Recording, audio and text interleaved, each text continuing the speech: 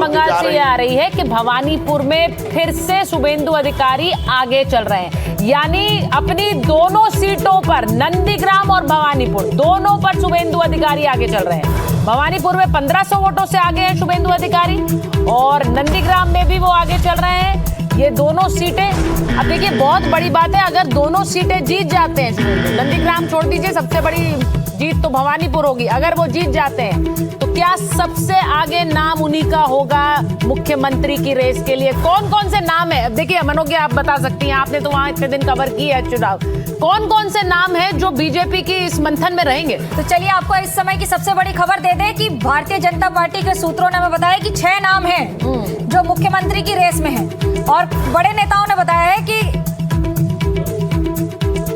और फिर भी भाजपा का झंडा लेके जो आगे हैं, ये बहुत बड़ी जीत है, ये बहुत बड़ी, ये आप सोच नहीं सकते, नहीं तो बहुत बर्बादी की ओर पूरा बंगाल हमेशा के लिए उसका नाश हो जाता। हम चूंकि उस चुनाव से निकले हैं, मैं उन गलियों से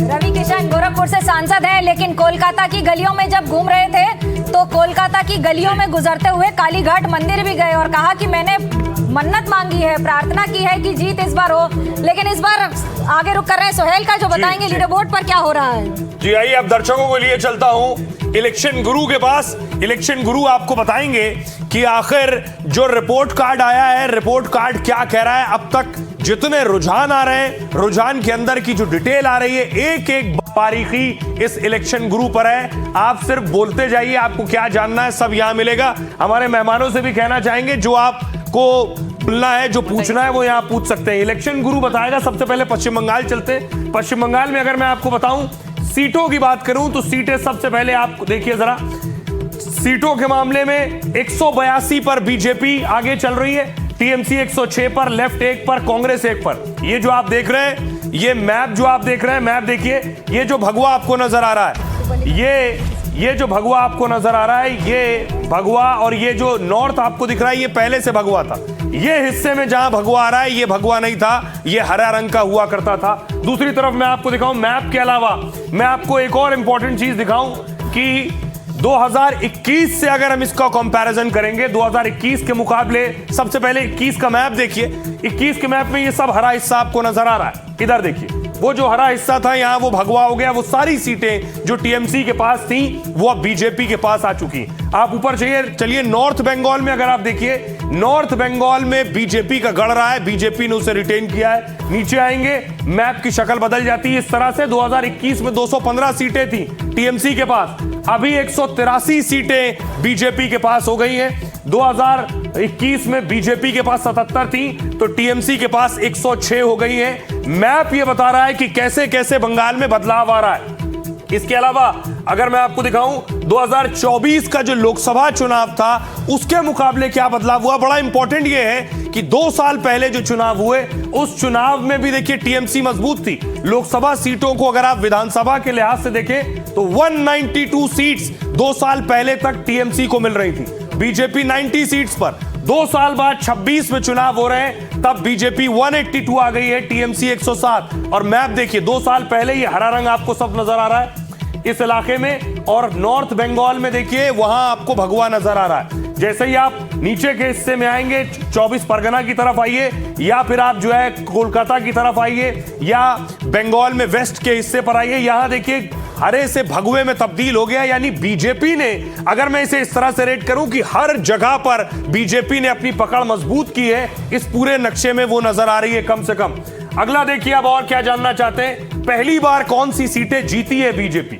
पहली बार 2026 में बीजेपी 121 ऐसी सीटें हैं जो जीतती नजर आ रही है, टीएमसी ऐसी 2 सीटें। इसके अलावा देखिए बरकरार सीटें जो हैं, टीएमसी ने कितनी सीटें बरकरार रखी हैं? 215 सीटें टीएमसी ने जीती थी 2021 में, उसमें से 91 बरकरार रखी हैं और 123 पर रुझानों में हार नजर आ रही है। बीजेपी की बात करूं मैं, बीजेपी के पास थी 77 सीटें, 61 सीटें रुझानों में बरकरार हैं और हार रुझानों में 15 पर नजर आ रही है। यानी दूसरी सीटें जो ममता बनर्जी की सीटें थी वो बीजेपी ने गेन की हैं। इसके अलावा अगर आप जानना चाहते हैं वोट शेयर, कितने परसेंट वोट मिला बीजेपी को और कितना परसेंट वोट मिला है टीएमसी को, यानी ममता बनर्जी की पार्टी को। ये देखिए बहुत इंपॉर्टेंट है, सभी दर्शकों का रुझान चाहूंगा। बीजेपी जिसके पास 38% वोट थे, 38% से वो 44% तक पहुंच गई है, 44.5%। दूसरी तरफ टीएमसी के लिए क्या है, टीएमसी के पास 48% वोट थे, यानी 48% वोट, वो 43 पर पहुंच गई, यानी टीएमसी का यहां 5% वोट कम होता नजर आ रहा है और बीजेपी का लगभग यहां 6% वोट बढ़ता नजर आ रहा है। लेकिन वो सीटों में अच्छा खासा रिफ्लेक्शन आपको देखने को मिल रहा है। ये जो वोट शेयर है ये आप देख रहे हैं मैप। अब देखिए मैं आपको दिखाऊं, अगर अलग अलग रीजन वाइज हम बात करें, बर्धमान की बात करें, जो एडमिनिस्ट्रेटिव डिस्ट्रिक्ट्स हैं, खास तौर पर बर्धमान में देखिए वोट शेयर बीजेपी का 49%, यानी बीजेपी ने टीएमसी के गढ़ में सेंधमारी की है। टीएमसी को 39.8% वोट है, लेफ्ट को 7.7 और कांग्रेस। अब देखिए जरा मालदा की बात करें, मालदा में क्या दिख रहा है वो देखिए। मालदा में टीएमसी को 39.9% वोट और बीजेपी को 36.7% वोट, कांग्रेस को 12.4% वोट और 6.3 लेफ्ट के खाते में जा रहा है। जलपाईगुड़ी देखिए जरा, जलपाईगुड़ी में और शशि थरूर कुछ बोल रहे हैं, पहले वो आपको सुनवाता हूं। बाद दिल्ली में हाईकमान तय करेंगे, मुझसे पूछने में क्या फायदा। लेकिन थोड़ा सा मुख्यमंत्री विधायकों में से होगा या सांसद भी रेस में है? एक आखिरी सवाल सर, पश्चिम बंगाल साहब, बंगाल की जो तस्वीर दिख रही है, बीजेपी को एक बड़ी जीत मिलती दिख रही है। देखिए बंगाल और तमिलनाडु काफी आश्चर्यजनक रिजल्ट्स आ रहे हैं, लेकिन हम अंत तक इंतजार करना चाहेंगे। थैंक यू, शुक्रिया। तो शशि थरूर जाहिर सी बात है जो शुरुआती ट्रेंड है उससे उत्साहित हैं और कह रहे हैं कि बदलाव की जरूरत थी केरल में और वही होता हुआ नजर आ रहा है। लेकिन बड़ा सवाल यह है कि अब केरल का अगला मुख्यमंत्री कांग्रेस किसे बनाने जा रही है और इसको लेकर के यही कहा जा रहा है कि जो भी आला कमान तय करेगा वही अगला मुख्यमंत्री होगा। त्रिवेंद्रम से अपने सहयोगी जेवियर के साथ मैं जैनेंद्र, एनडीटीवी इंडिया के लिए। तो जैनेंद्र को आप सुन रहे थे, शशि थरूर भी कह रहे थे कि अभी उनका नतीजों पर नजर है, लेकिन मैं आपको बंगाल की तस्वीर दिखा रहा हूं। जलपाईगुड़ी देखिए बीजेपी के लिए स्ट्रांग रहा है, लेकिन वहां बीजेपी बहुत गेन कर रही है, 51% से ज्यादा वोट बीजेपी जलपाईगुड़ी में, टीएमसी 39.6% वोट और लेफ्ट 1.6% वोट। मेदिनीपुर की मैं बात करूं, मेदिनीपुर की जो तस्वीर है ये मेदिनीपुर का हिस्सा है। मैप में शुरू में मैंने आपको दिखाया था, ये हिस्सा हरा दिख रहा था आपको, यहां भी अभी आपको भगवा दिख रहा है, यानी यहां भी बीजेपी ने सेंधमारी की है टीएमसी के गढ़ में।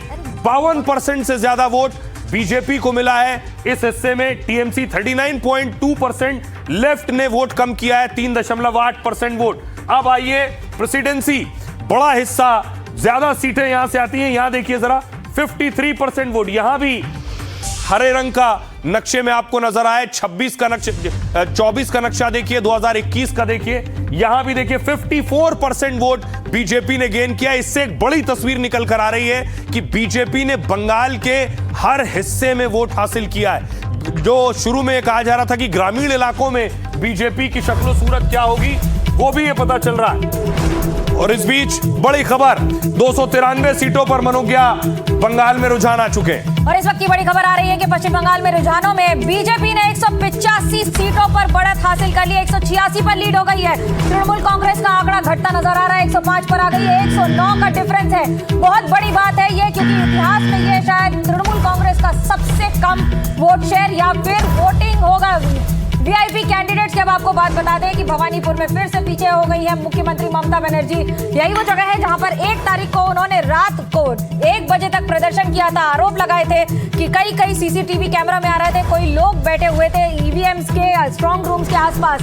पर अब अग्निमित्रा पोल 15,000 वोट की बढ़त बना चुकी है। निश्चित प्रामाणिक आगे हो चुके हैं, 3,444 वोट से आगे हैं। माथाभांगा से, उत्तर बंगाल से आते हैं।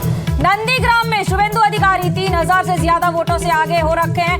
एक और बड़ी खबर आ रही है, भारतीय जनता पार्टी 188 पर, यानी कि 111 सीट पर पिछले चुनाव के मुकाबले 2021 के मुकाबले 111 सीट पर बढ़त बना चुकी है। बीजेपी 188 पर आ चुकी है। तृणमूल कांग्रेस का आंकड़ा लगातार घटता नजर आ रहा है, 103 सीट पर है। 1 सीट पर लेफ्ट फ्रंट। बहुत बड़ी बात है क्योंकि पिछले चुनाव में खाता नहीं खुला था पूरे प्रकरण में। 1 सीट पर अब कांग्रेस का खाता घट गया है, 0 पर आ गई है। 2 पर बढ़त बनाई हुई थी, अनुमा आचार्य जी नाराज हो रही थी, 2 से 0 पर आ गई है पार्टी अब बंगाल में बढ़त बनाते हुए। फिर से बढ़त अब अंतर आ रहा है। देखिए 106 पर तृणमूल कांग्रेस, 108 की बढ़त और उसके साथ साथ 183 सीट पर बीजेपी बढ़त बनाते हुए शुभेंदु अधिकारी फिर से कुछ बोल रहे थे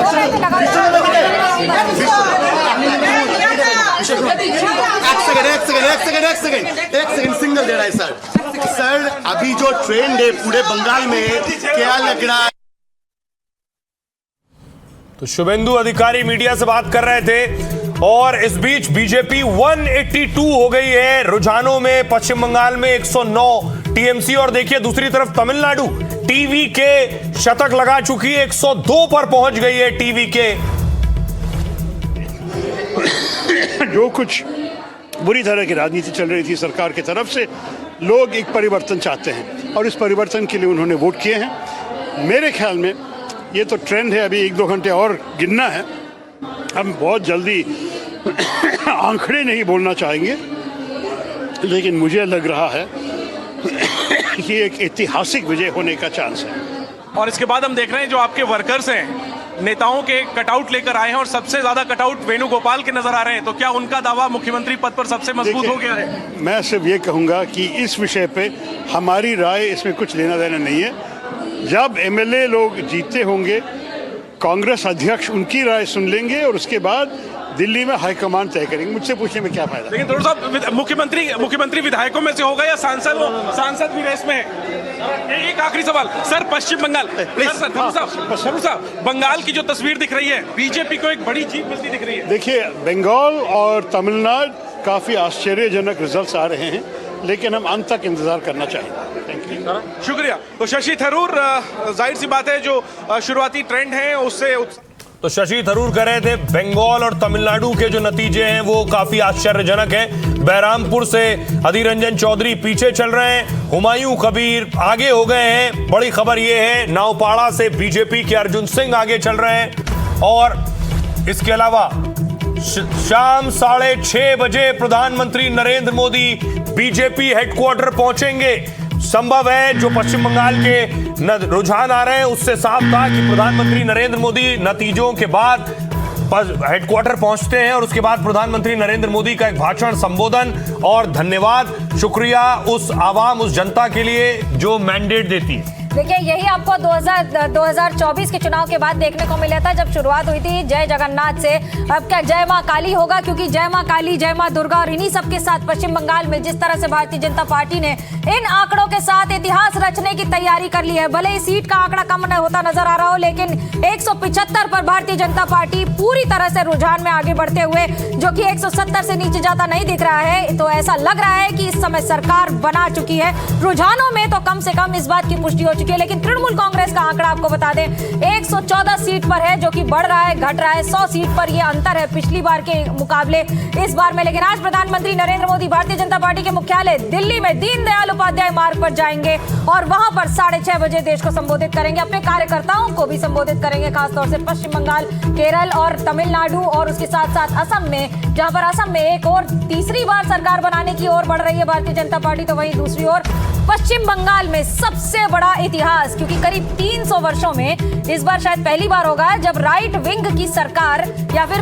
दक्षिण राइट विंग जिसको कहेंगे हम, उसके हिसाब से अगर बात करें तो ये पहली बार होगा कि कम से कम आजादी के बाद बीजेपी ने इस तरह से सरकार में औपचारिक रूप से कमल खिलाया है।